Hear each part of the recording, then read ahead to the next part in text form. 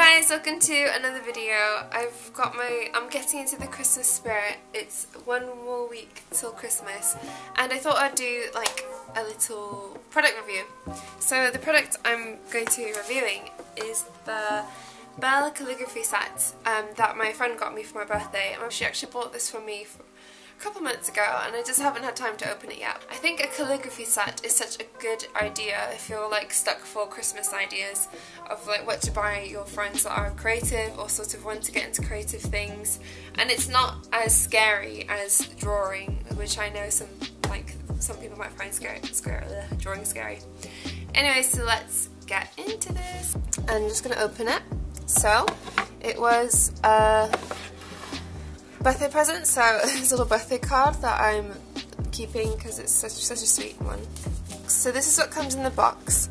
So it comes with a booklet and it says Belle Calligraphy booklet, and this book belongs to, and then you write your name and then it shows you like instructions.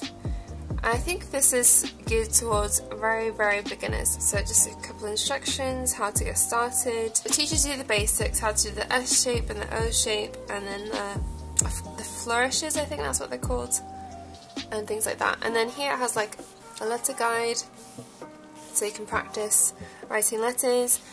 I would probably photocopy this and then so I can draw a lot and not draw directly onto this booklet, but I'm sure you can. It's designed so that you can actually draw on the booklet anyway. How to develop your own style. So this one's quite interesting. I like how they added a part about developing your own style. So I'm going to pick out one random question. Is it okay to trace when learning? I try to discourage tracing of any kind. First, it is impossible to get a fluid line by tracing. When you're learning, I would recommend you observe the way that you are able to create thick and thin lines with the pen.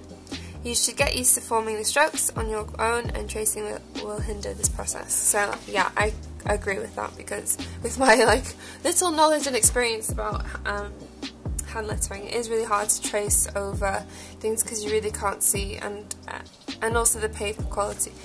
Yeah, I mean, I think you can trace, but you won't, I don't know, I've never tried. And it also sets you like little projects, which I like, that you can do if you're like stuck for ideas. So yeah, I really love this book. It's I didn't realise, so it's a San Francisco based artist and calligrapher. Belle Calligraphy, sorry about the name, finds beauty in imperfection, a widely acclaimed and distinctly modern approach to calligraphy. With more than 10 years of experience, she teaches her Belle Calligraphy workshops around the world, and learn more at www.maybelle.com. So that's the booklet, and what you get is this Belle A to Z example card, and I think that's very useful just to have stuck on your wall or like handy, so you can quickly have a look, because sometimes you forget how to write letters. I don't know, like when I was in school, we were actually taught how to write in cursive writing. Primary school in England, you taught how to do cursive writing before you write non-cursive letters, because it's easier. It sort of teaches your children to have better motor skills and motor control, so that's why. But I forget how to do like R's and Q's and J's and G's, and so I think this is really handy. And you get 5 sheets of tracing paper. I already have my own tracing paper, but I think this is probably, 6, sorry. So lots of tracing paper. I already have my own, but I like how they've included it in the pack. I'm not sure what it's for. I'm sure the project is included in the booklet for what it's used for. And then it has lined guide sheet. I think what you're supposed to do, I mean, I haven't read the booklet, is you're supposed to use the tracing paper and then you draw your own, and then you can trace over it, something like that. I think that's what it is. You get your own cards, so you can, that's stickers. Okay, so it is a sticker. So you get like a pack of stickers that you can use to like decorate your notebook, presents. I think this box is really ideal for Christmas presents. It's a really good idea, and it's something really handy for the creative person in your family or that you know. It comes with a calligraphy pen. I think that's what you call it, calligraphy pen. and black ink. I don't know what type of ink it is. Yeah, and I think that's it. So we'll put all these back, and I'm going to try and test out the pen and the black ink. I had a little bit of a read of the booklet, and I noticed that they have instructions for left-handed users on page 8, so I thought that was really useful for you lefties out there.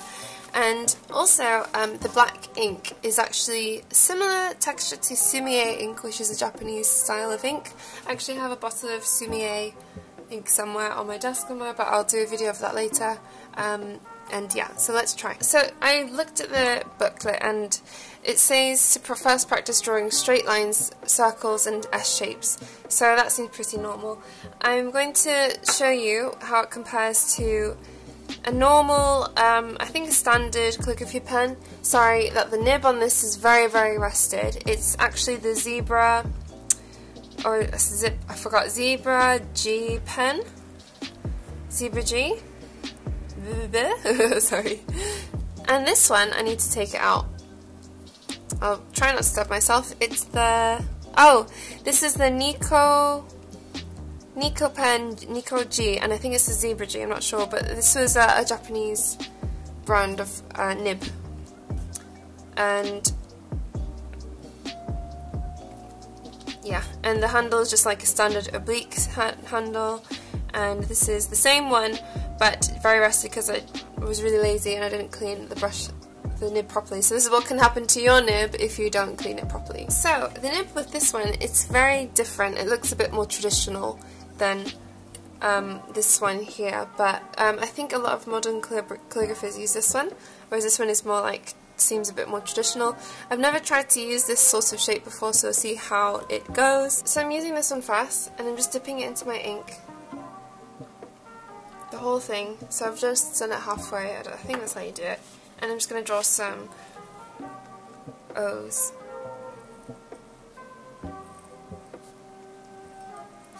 Oops, I'm not very good at this. Person that designed this box really picked a nib that was perfect for beginners. I've only taken a few classes in like calligraphy, modern calligraphy, and I can already tell that this is like a very good, easy to use pen. Now I need to clean that because it's like all the ink is dried. Now the way you can clean it is with like normal soap and water, I think, and you have to make sure to dry it right after you've cleaned it. So I'll make sure to do that. Now I'm going to try with my normal rusty Nico G. Yeah, so that's a rusted nib. Be careful to make sure you take care of your nibs because they can rust easily. So I'm not going to use that anymore, I'm going to throw that away. Just going to put my Nico G in here. Okay, my brand new Nico G nib. Dunk the whole thing in the pot. I kind of like this size as well, and the ink inside is quite deep. And let's draw some S's. Okay, that's much better. Right, so comparison with the Nico G you can get a much thicker middle line and much thinner like strokes like that, depending on the pressure you add, because the metal on the Nico G is a bit more flexible than it is with this one, but I think this is the perfect one for beginners. It just depends on like what your style is, I guess. So just drawing some O's. Now I'm going to jump ahead and just write my name. So my name is Natalie Blakely. Whoa, I dunked too much in there, sorry. That might be too much. We'll soon find out. This is very, very smooth and easy to write with. Using the chart, let's go for B. This is literally my first try. That's quite funny. She uses, she does beads differently to how I learned from a different calligraphy artist. Gosh, that was ugly. But anyway, my writing. My handwriting is atrocious, if you didn't already know. Okay, just looking worse and worse the more I draw it. But of course, this is my first try. Yeah. I really like this brush nib, it's really easy to use. So N is that one, so it goes down, up, down, and down. So to get the thicker lines, it's always the the nib going down, never up. You can never get the thick line if you push up, it's always from top down. So let's try with the end. So that gives a different effect depending what nib you use. My ends, well, okay, don't look like hers at all. I think I need to practice more.